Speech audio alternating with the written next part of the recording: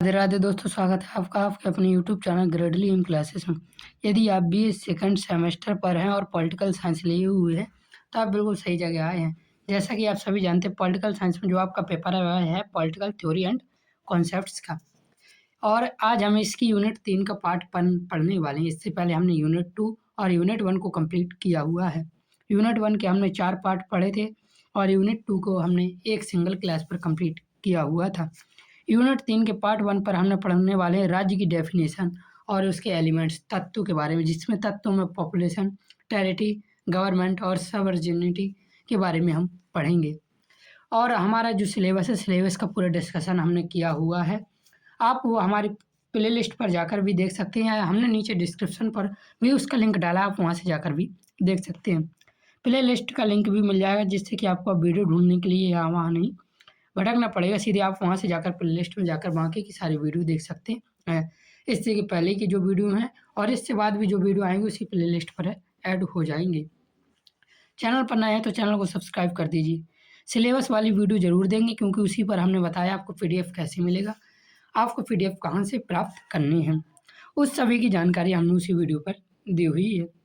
और यदि वीडियो पसंद आए, सारी चीज़ें समझ में आए तो वीडियो को लाइक ज़रूर करना। किस प्रकार से हम अपना सिलेबस कंप्लीट करने वाले हैं उसके बारे में भी मैंने उसी वीडियो में बताया हुआ है। शुरुआत में मैं आपको एक MCQ देता हूँ। ये वीडियो थ्योरी और MCQ दोनों के लिए होने वाली, जो थ्योरी जिनका पेपर और जिनका पेपर MCQ का है उन सभी स्टूडेंट के लिए ये वीडियो होने वाली है। ये वीडियो में आपको MCQ कैसे पूछे जाएंगे, थ्योरी से कैसे कैसे MCQ बनते हैं वो मैं आपसे पूछूंगा, आप उनके आंसर भी हमें देंगे। चलिए बिना देरी के इस राज्य की परिभाषा और तत्वों के बारे में इस वीडियो में हम जानते हैं। यूनिट 3 पर क्या क्या है इसकी जानकारी भी उसी वीडियो पर है, मैं बार बार नहीं बताऊंगा। चलिए बिना देरी के सबसे पहले आपकी स्क्रीन पर MCQ रखते हैं। ये MCQ आपको हमारी पुरानी वीडियो से रिलेटेड होगा, अर्थात यूनिट 2 से रिलेटेड ये MCQ। उसके बाद हम आज की वीडियो स्टार्ट करेंगे। राजनीति विज्ञान में उत्तर व्यवहारवाद की जनक किसे माना जाता है? ग्राहम वालिस को, आर्थर बेंटल को, चार्ल्स मरियम को या डेविड ईस्टन को? इसका आंसर आप हमें कमेंट बॉक्स पर कमेंट करके ज़रूर बताएं। चलिए अब देखते हैं राज्य की परिभाषा और उसके तत्वों के बारे में। सबसे पहले भूमिका अर्थात इंट्रोडक्शन देखेंगे राज्य का। राजनीति विज्ञान का सबसे मूल और केंद्रीय विषय राज्य होता है। राजनीति विज्ञान में जो भी अध्ययन किया जाता है, सरकार, सत्ता, अधिकार, कर्तव्य, कानून और नागरिकता, सबका केंद्र राज्य ही है। अर्थात राजनीति विज्ञान में सरकार, सत्ता, अधिकार, कर्तव्य और कानून, नागरिकता का अध्ययन किया जाता है। और इन सभी का केंद्र क्या है? तो इन सभी का केंद्र राज्य है। राज्य की परिभाषा और उसको तत्वों को समझने बिना राजनीति विज्ञान की नींव मजबूत नहीं हो सकती। इसलिए हमें राज्य की परिभाषा और उसके तत्वों को समझना जरूरी है। यहाँ से बहुत ज़्यादा क्वेश्चन पूछे जाते हैं, MCQ वाले में भी और थ्योरी वाले में भी। तो थ्योरी को बहुत अच्छे से पढ़ें, सारे क्वेश्चन यहीं से आएंगे। पूरी थ्योरी इंपॉर्टेंट है, एक भी थ्योरी आप स्किप नहीं कर सकते हैं। यह वैसे आकार में छोटा बस किंतु अत्यंत महत्वपूर्ण है। यहाँ से बहुत सारे प्रश्न भी पूछे जाते हैं। जैसे इसमें हम पढ़ेंगे राज्य क्या है, यह किन तथ्यों से मिलकर बना है और विभिन्न विद्वानों ने इसे कैसे परिभाषित किया, इन सभी बातों का अध्ययन आवश्यक है। चलिए इसकी हमने जो भूमिका पढ़ी है उससे रिलेटेड एक क्वेश्चन हम आपसे पूछ लें। राजनीति विज्ञान का केंद्रीय और मूल विषय किसे माना जाता है? सरकार को, सत्ता को, राज्य को या संविधान को? बहुत ही आसान आंसर है, कमेंट पर जरूर बताएं। अब देखिए सबसे पहले देखेंगे राज्य शब्द की उत्पत्ति। अब हम जब राज्य के बारे में पढ़ रहे हैं तो राज्य शब्द की उत्पत्ति कैसे हुई इसके बारे में भी जानेंगे। राज्य शब्द अंग्रेजी के स्टेट शब्द का हिंदी रूपांतरण है। स्टेट शब्द की उत्पत्ति लैटिन भाषा के स्टेटस से मानी जाती है। यहाँ से क्वेश्चन पूछा जा सकता है, स्टेट शब्द की उत्पत्ति किस भाषा के शब्द से मानी जाती है? तो लैटिन भाषा के स्टेटस शब्द से मानी जाती है। इसका अर्थ होता है स्थिति या दर्जा। प्राचीन यूनान में पोलिस शब्द का प्रयोग नगर या राज्य के लिए भी किया जाता था। बाद में यह अवधारणा विकसित होकर आधुनिक स्टेट के रूप में भी सामने आई। तो पोलिस शब्द का प्रयोग भी नगर या राज्य के लिए किया जाता था और स्टेट है जो वह है स्टेटस शब्द से बना हुआ है। प्राचीन काल में राज्य छोटे नगरों तक सीमित था, परंतु आधुनिक युग में राज्य एक व्यापक राजनीतिक संगठन बन चुका है। आगे देखिए दिया हुआ है राज्य की शब्द की उत्पत्ति से रिलेटेड क्वेश्चन। स्टेट शब्द की उत्पत्ति किस लैटिन शब्द से मानी जाती है? मैंने अभी आपको बताया तो इसका आंसर कमेंट पर बताएं। अब देखिए दिया हुआ है राज्य का क्या अर्थ है। राज्य का अर्थ से मतलब क्या कि राज्य का क्या अर्थ है, इसके बारे में हम यहाँ डिटेल से देखने वाले हैं। राज्य एक राजनीतिक संगठन है जो मनुष्यों के एक समूह द्वारा निश्चित भूभाग में संगठित जीवन जीने के लिए स्थापित किया जाता है। राज्य का उद्देश्य सामाजिक व्यवस्था बनाए रखना, सुरक्षा प्रदान करना और नागरिकों के जीवन को व्यवस्थित करना है। राज्य कोई अस्थायी संस्था नहीं है, बल्कि यह एक स्थायी और संगठित राजनीतिक समुदाय है। तो राज्य कैसा समुदाय, तो यह स्थायी और संगठित राजनीतिक समुदाय है। अब राज्य की परिभाषा विभिन्न विद्वानों ने दी हुई है, तो उसके बारे में हम यहाँ देखेंगे। राज्य की परिभाषा है, अरस्तु की परिभाषा के अनुसार राज्य क्या है। याद रखना जो भी ये परिभाषा इंपॉर्टेंट क्वेश्चन बार बार पूछे जाएंगे। प्रसिद्ध यूनानी अरस्तु के अनुसार राज्य परिवार और ग्रामों का ऐसा समुदाय है जिसका उद्देश्य पूर्ण और आत्मनिर्भर जीवन की प्राप्ति है। क्वेश्चन कैसे पूछे जाएंगे मैं अभी आगे चलकर पूछूंगा। तो अरस्तु के अनुसार राज्य परिवार और ग्रामों का ऐसा समुदाय है जिसका उद्देश्य पूर्ण और आत्मनिर्भर जीवन की प्राप्ति है। इस परिभाषा का अर्थ है कि राज्य केवल लोगों का समूह नहीं, बल्कि वह ऐसा संगठन है जो मनुष्य को आत्मनिर्भर और पूर्ण जीवन जीने में सहायता करता है। अरस्तु ने राज्य को नैतिक संस्था माना है। क्वेश्चन पूछा जा सकता है अरस्तु ने राज्य को कैसी संस्था माना है, तो याद रखना नैतिक संस्था माना है। और कहा है कि मनुष्य एक राजनीतिक प्राणी है। ये क्वेश्चन बार बार पूछा जाता है, यह किसने कहा कि मनुष्य एक राजनीतिक प्राणी है, तो याद रखना अरस्तु ने कहा है। जो राज्य के बिना अपना पूर्ण विकास नहीं कर सकता, अर्थात मनुष्य एक राजनीतिक प्राणी है जिसका विकास राज्य के बिना होना असंभव है। अब आगे देखिए, यहाँ पे देखिए दिया हुआ, मैंने आपसे कहा था क्वेश्चन पूछूंगा। अरस्तु के अनुसार राज्य का उद्देश्य क्या है? केवल सुरक्षा प्रदान करना, कानून लागू करना या पूर्ण और आत्मनिर्भर जीवन की प्राप्ति या आर्थिक विकास करना। अभी आपने यदि अच्छे से थ्योरी पढ़ी होगी तो इसका आंसर आप अच्छे से दे पाएंगे। अब देखिए अरस्तु के बाद आता है गार्नर। इनकी परिभाषा भी बहुत प्रसिद्ध रही है। राजनीति विज्ञान के विद्वान गार्नर के अनुसार राज्य संख्या में कम या अधिक व्यक्तियों का ऐसा समुदाय है जो किसी निश्चित भूभाग में स्थायी रूप से निवास करता है, जो बाहरी नियंत्रण से पूर्णतः स्वतंत्र हो और जिसका एक संगठित शासन हो, जिसके आदेशों का पालन वहाँ के अधिकांश लोग करते हों। गार्नर की परिभाषा अधिक व्यावहारिक और स्पष्ट मानी जाती है क्योंकि इसमें राज्य के आवश्यक तत्वों को स्पष्ट रूप से व्यक्त किया गया, जैसे जनसंख्या, निश्चित भूभाग, सरकार और संप्रभुता। तो गार्नर के अनुसार क्या है परिभाषा? कम या अधिक व्यक्तियों का ऐसा समुदाय जो निश्चित भूभाग में स्थायी रूप से निवास करता हो। ये याद रखना, गार्नर की परिभाषा के अनुसार 4 तत्व कौन से हैं, तो याद रखना जनसंख्या, निश्चित भूभाग, सरकार और संप्रभुता है।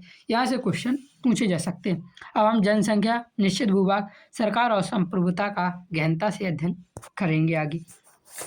सबसे पहले यहाँ गार्नर से किस प्रकार से प्रश्न पूछा जा सकता है, जो मैं यहाँ एमसीक्यू करवा रहा हूँ, बहुत इंपॉर्टेंट एमसीक्यू है। ये एमसीक्यू पेपर में आने हैं। यदि आप 3 से 4 यूनिवर्सिटी का पेपर हुआ तो एक यूनिवर्सिटी में ये क्वेश्चन आपको जरूर देखने को मिलने वाले हैं। गार्नर की परिभाषा निम्न में से कौन सा तत्व स्पष्ट रूप से शामिल नहीं है? जनसंख्या, निश्चित भूभाग, संगठित शासन या लोकतंत्र व्यवस्था। गार्नर की परिभाषा में 4 तत्व स्पष्ट रूप से शामिल थे, किंतु इनमें से एक ऐसा तत्व है जो स्पष्ट रूप से शामिल नहीं है। उसके बारे में हमें यहाँ बताना है, उसका आंसर आप हमें कमेंट में बताएंगे। सबसे पहला तत्व जो था गार्नर के अनुसार वह था जनसंख्या, अर्थात पॉपुलेशन। राज्य का पहला और अनिवार्य तत्व जनसंख्या है। बिना जनसंख्या के राज्य की कल्पना करना ही बेकार है। राज्य मनुष्यों का संगठन है, इसलिए बिना लोगों के राज्य की कल्पना ही नहीं की जा सकती है। जनसंख्या राज्य का आधार है। तो राज्य का आधार क्या है? तो याद रखना जनसंख्या राज्य का आधार है। जनसंख्या की संख्या निश्चित नहीं होती है। कोई राज्य छोटा भी हो सकता है और विशाल भी हो सकता है। राज्य, यहाँ पर राज्य सिर्फ राज्य से ना समझे, राज्य का अर्थात राष्ट्र भी होता है। यहाँ पे राज्य राष्ट्र है। अब देखिए जैसे हमारे उत्तर प्रदेश में जनसंख्या बहुत ज़्यादा है, किंतु वहीं यदि हम गोवा ले लें तो वहाँ की जनसंख्या सबसे कम मानी जाती है, किंतु ये दोनों ही राज्य हैं। ये कोई राज्य छोटा भी हो सकता है और विशाल भी। महत्वपूर्ण यह है कि वहाँ के लोग स्थायी समुदाय है कि नहीं, अर्थात राज्य छोटा हो या बड़ा, वहाँ का महत्वपूर्ण यह कहलाता है कि लोगों का स्थायी समुदाय होना चाहिए। यहाँ से जो क्वेश्चन पूछा जा सकता है, प्लेटो ने आदर्श राज्य की जनसंख्या 5040 बताई थी। ये उस समय के अनुसार 5040 जनसंख्या बताई थी। आज के अनुसार यह जनसंख्या बहुत छोटी हो गई है। तो प्लेटो ने आदर्श राज्य की जनसंख्या उस समय कितनी बताई थी? तो याद रखना जनसंख्या 5040 बताई थी। किंतु आधुनिक युग में समय में जनसंख्या की कोई निश्चित सीमा नहीं है। आगे देखिए दूसरा जो हमारा तथ्य है वह है निश्चित भूभाग, डेफिनेट टेरेटरी। राज्य का दूसरा आवश्यक तत्व निश्चित भूभाग है। केवल जनसंख्या होना पर्याप्त नहीं है, उन्हें रहने के लिए एक निश्चित क्षेत्र भी चाहिए। बिना भूमि के संगठित और स्थायी राजनीतिक जीवन जीना असंभव है। यदि लोग खाना बदोश जीवन जीते और उनका कोई स्थायी क्षेत्र नहीं है तो वे राज्य का रूप धारण नहीं कर सकते। इसलिए निश्चित भूभाग राज्य की अनिवार्य शर्त है। अब जब हमारा राज्य हो गया, जनसंख्या हो गई, निश्चित भूभाग हो गया, तब बात आती है सरकार की। अब राज्य है तो सरकार भी होनी जरूरी है, नहीं तो वह राज्य अस्त व्यस्त और फालतू भीतरी झगड़ेलों से भरा होगा, अर्थात उसमें आंतरिक फूट भरी होगी। इसलिए राज्य का होना भी जरूरी है। सरकार राज्य का संगठनात्मक तत्व है, अर्थात यह राज्य को बांध कर रखता है। सरकार वह संस्था है जिसके माध्यम से राज्य अपनी इच्छा व्यक्त करता है और कानून को लागू करता है। सरकार के बिना राज्य केवल एक जन समूह बनकर रह जाएगा। सरकार नियम बनाती है, कानून लागू करती है, न्याय प्रदान करती है और नागरिकों के जीवन को व्यवस्थित रखती है। अराजकता से बचाने के लिए सरकार का होना अनिवार्य है। याद रखना, अराजकता से बचाने के लिए सरकार का होना अनिवार्य है, नहीं तो पूरे राज्य पर अराजकता फैल जाएगी यदि किसी राज्य की कोई सरकार नहीं है। अब देखिए संप्रभुता। संप्रभुत्व का अर्थ है वह राज्य स्वयं पर स्वतंत्र हो, वह किसी भी बाहरी राज्य के अधीन ना हो। यह होता है संप्रभुता का अर्थ। संप्रभुता राज्य का सबसे महत्वपूर्ण तत्व है। इसे राज्य की आत्मा या प्राण कहा जाता है। इंपॉर्टेंट क्वेश्चन है, राज्य की आत्मा या प्राण किसे कहा जाता है? तो संप्रभुता या सवर्जिनिटी को कहा जाता है। संप्रभुता का अर्थ है सर्वोच्च और अंतिम शक्ति, अर्थात संप्रभुता से ऊपर राज्य पर कोई शक्ति नहीं होती है, उससे बड़ा कोई कानून नहीं होता है। संप्रभुता दो प्रकार की होती है, आंतरिक और बाह्य।